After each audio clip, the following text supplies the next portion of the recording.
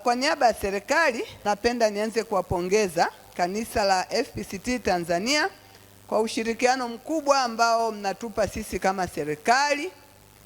Najua kama serikali tunashirikiana na taasisi za dini zote, lakini naomba nikiri mbele yenu kuwa kanisa hili tunashirikiana vizuri sana.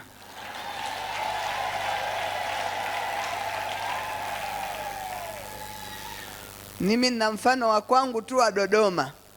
Nikipiga mbiu FPCT wapo.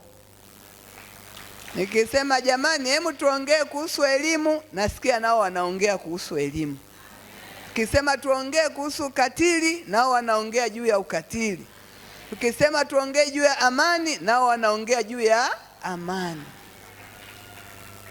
Na wakati wote msaidizi wa askofu huwa tunasema viongozi wa dini na serikali tukiongea lugha moja tunawarahisishia sana haya makundi tunayoyaongoza.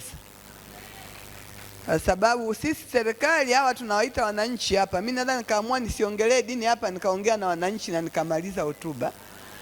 Lakini hapa baba msaidizi wa askofu au makamu wa askofu yeye anawaita waumini.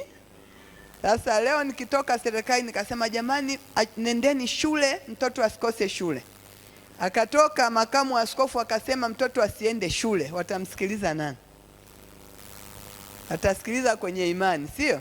Alafu tutakuwa na mgongano wa mawazo. Yule mwananchi na muumini amepata jumbe mbili zinakinzana, alafu anachanganyikiwa aifuate ipi. Lakini tunashukuru sana kwa ushirikiano.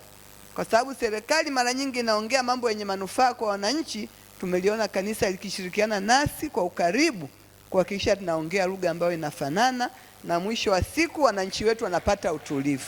Asanteni sana.